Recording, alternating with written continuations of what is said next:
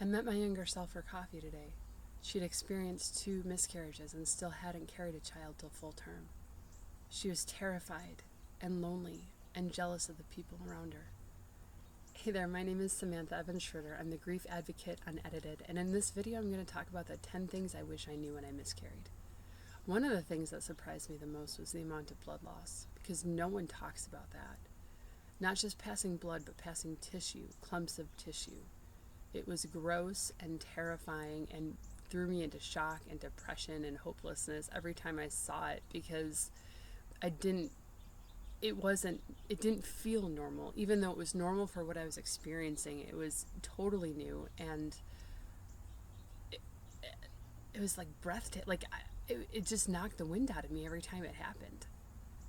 Even thinking about it now, I'm like, ugh, it was awful. And I wish someone had come alongside me and said, okay, you're not just going to bleed for 2 weeks or longer.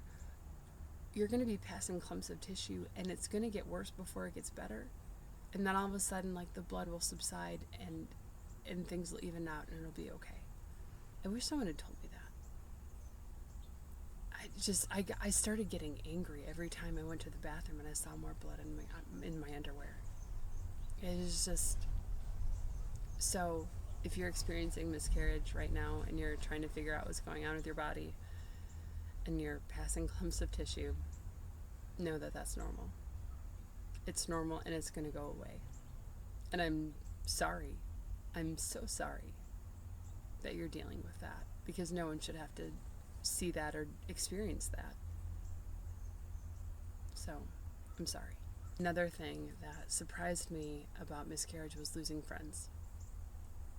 I had a lot of friends who were getting pregnant at the time and starting their families, and they just couldn't understand what I was going through. One of my close friends, we'd actually been roommates in college, and she and her husband had chosen natural family planning. When I miscarried, she told me that it was because I was on birth control before I was trying to get pregnant. That my being on birth control caused my miscarriage. I didn't speak to her. We spoke again after that, but very cordially, and I only in group settings. I didn't go out of my way to talk to her after that. And I definitely didn't share pieces of myself. I didn't share anything risky with her after that, because she broke my trust. And then she and her husband experienced a miscarriage with natural family planning. And my grace to her was that I did not call her to say I told you so. I was so mad. I was so mad. There were people that just didn't get it, and they didn't know what to do with my grief. They avoided me, and they avoided my grief because it made them feel uncomfortable. I lost friends because of my miscarriage. No one tells you that. The cool thing about it is that you make new friends, and the friends you make have experienced what you've experienced. You find the people. They come out of the woodwork and they say, oh, I've had a miscarriage too. I miscarried 3 times. I miscarried 7 times. Whatever the number. But you find those people who've miscarried and you lean into them and they become your friends. So you lose friends, but you also make new friends. Quality friends who've gone through what you've gone through and aren't intimidated by the word miscarriage. I wish that someone had told me I was going to be afraid to get pregnant. I was going to be afraid not to get pregnant. I was going to be afraid to have sex. I was going to be afraid not to have sex. I wish someone had told me to prepare for that. Because that emotional roller coaster is, that's rough. And then every time you have sex, you wonder if you're pregnant. And then you hope you're pregnant, but you are afraid of getting pregnant because you're afraid of losing the baby. All of that's normal. I also wish that someone had told me how jealous I was going to be of other moms who either had kids or had never experienced a miscarriage. Jealous, fiercely jealous, angry, judgmental. Well, she was doing drugs and she was drinking in her pregnancy and she still got to have a baby. Why her, God? And my heart was so ugly toward other women during that time. It was really bad. Maybe that's why they stayed away from me. Maybe that's why I lost friends. because they feel that, or I don't know. But my jealousy was out of control. Every time I saw a pregnant woman, I just wanted to burst into tears. I actually worked at the church at the time, and the church hosted a preschool. So at a certain time of the day, moms would walk through the doors with their kids holding hands, and a lot of these women were like swollen, pregnant, like 15 months pregnant, it felt like. And I started arriving at work at a different time and adjusting the times of my arrival to avoid seeing those women. And I started using a different door so I wouldn't have to look at them. Like, I just couldn't handle other pregnant women. I couldn't. I remember a friend of mine changing her profile picture on her Facebook page to her ultrasound photo of her daughter. And she's allowed to do that. She was allowed, like, she shouldn't have to hide that. She should be able to celebrate her pregnancy because that's exciting. But for me, oh, it made me so angry. It made me so mad at her. How could you do this to me? So in response to that, I stayed off social media for a while because it just wasn't helping me. But I was not prepared for the amount of anger and jealousy I felt toward other women who were pregnant or who had never experienced miscarriage. One thing that I learned much later about that situation is that their story is not my story. Her story is not my story. God is writing my story still, and he doesn't write the same narrative for each of us. And so giving space for grace and giving space to let God work in her life differently than he's working in mine. Because if I'd never experienced miscarriages, I never would have written books about them, and I never would have been able to help people walk through their own grief of infant loss, because I would not have understood it. So there's beauty in the brokenness. Another thing I wish I'd known about infant loss was how fierce the demon of inadequacy is. You failed at pregnancy.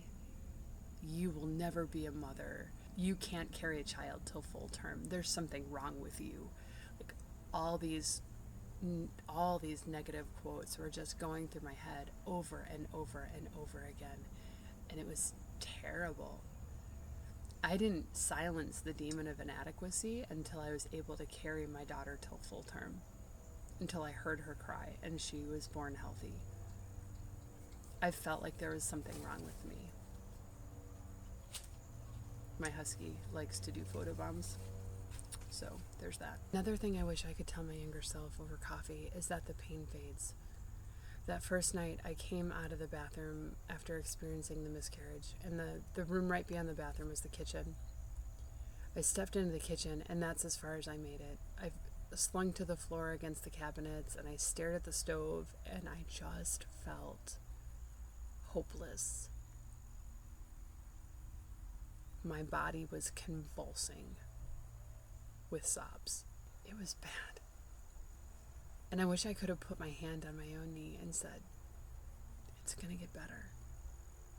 It's gonna get better. I promise.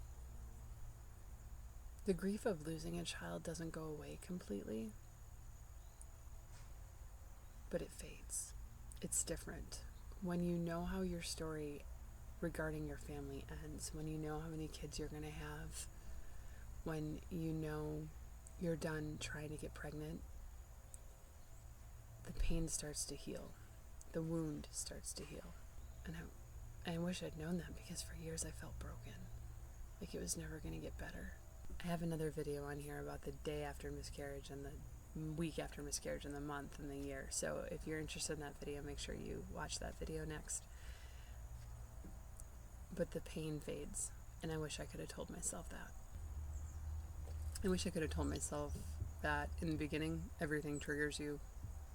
Like stoplights and billboards and TV shows. Everything is a trigger. And like the minutes and the days and the months after a loss, everything triggers you. Just even staying in the house. Like, you want to crawl into bed, but bed is where you potentially got pregnant, and everything is a trigger. Everything is a trigger. I wish I could tell my younger self to buckle up for that ride, because you can't avoid triggers and you can't do anything about them. Just have to ride them out. And eventually, not as many things are triggers for the infant loss. Now my greatest trigger, so I'm 15 years out, but I would say that about 5 years out, my greatest trigger was other women experiencing miscarriage, other families. And it still is. When someone is filled with the emotion of loss and that grief. Actually, this was like a few years ago. I was doing a garage sale and I had my books about miscarriage out, the older version, because I was just selling them. And a woman saw that and she's like, "Can I have that?" And I knew from the way that she was talking that she had experienced a miscarriage. So I said, "How long ago?" And she pointed at the ground. I was like, "Now? Like, right now? You are miscarrying right now?" And I wept with her in my driveway. When other women experience loss, it brings me to tears, and my grief overflows for other people. That's my trigger now, 5 years out, 15 years out. Other women's loss, other families' loss hurts. Because I feel their pain, and then I also remember my own. Something that I really wish I could have told my younger self over coffee is that our husband is not as much of an emotional idiot as we thought. Like, I talked about my miscarriage to everyone. I talked about the loss. I shared details that people didn't want to know. He went out with friends. 2 guy friends brought him out to dinner for a pick-me-up, an infant loss pick-me-up, and they didn't talk about the infant loss. And I was so confused. Like, how could you not talk about the loss? He's like, "Well, they were sorry. They said they were sorry, but what can they do? We can't do anything about it, so we just ate dinner and talked." And I was like, but I felt like he was not dealing with the grief the way that he was supposed to be. I had an idea of what grief looked like for me, and I was trying to put that on my husband, and it wasn't working. Grief for men is different. I wish I could have told my younger self that. Men grieve differently. They grieve the baby. It's different for them because it wasn't part of their body, but they still grieve the loss of the child. Absolutely, 100%. They're dealing with feelings of failure because they feel like they failed you. Like they gave you a child that passed away instead of a child that survived till full term. So they feel like they failed you. They're worried about your health and your safety and making sure you're okay. My husband came into the bathroom when I was miscarrying and he saw the blood and he's like, "I need to take you to the ER. I need to take you." And I was like, "Why? My body's doing what it's supposed to be doing." And we were just not, like, we were on 2 different wavelengths. Your husband or boyfriend, if he's not dealing with it the way that you think he should, it's not because he's an idiot. It's just because it's different for him. He has a different point of view on it and different perspective. And he's worried about you. After our second miscarriage, my husband said, "If we experience another miscarriage, I am going to get myself checked to make sure I'm okay." And that statement showed me that he was concerned, that he was factoring things and he was thinking through things and he was trying to problem solve. And then we had 2 daughters and we experienced another miscarriage after we had 2 daughters. And I got pregnant again right after that miscarriage. Trinity is 10 years old. She's going to be 11 here in a few weeks. But while I was pregnant with Trinity, he said, "I'm going to get a vasectomy. I can't do this. We're batting 500 and I can't do this with pregnancy anymore. Won't we be able to keep this one?" So you'll see glimpses of the grief, but it just doesn't look the same as it does for women. One thing I wish I could tell my younger self is that there will be days when you feel like you're the only one in the world who knows there's one less person walking on earth. And that's true. You will think about your baby more than anyone else will. You will think about your baby on days when other people have forgotten. And you will know that there's one less person on the earth. that will happen. The most important thing I would tell my younger self, who'd experienced 2 miscarriages and still hadn't carried a child till full term, is that you are a mom. You became a mom the moment you conceived. You have a child in heaven who knows that your name is mom. You're not going to be a mom. You're not trying to be a mom. You are a mom. I hope this helps you. Wherever you are in your pregnancy journey, I wish the very best for you.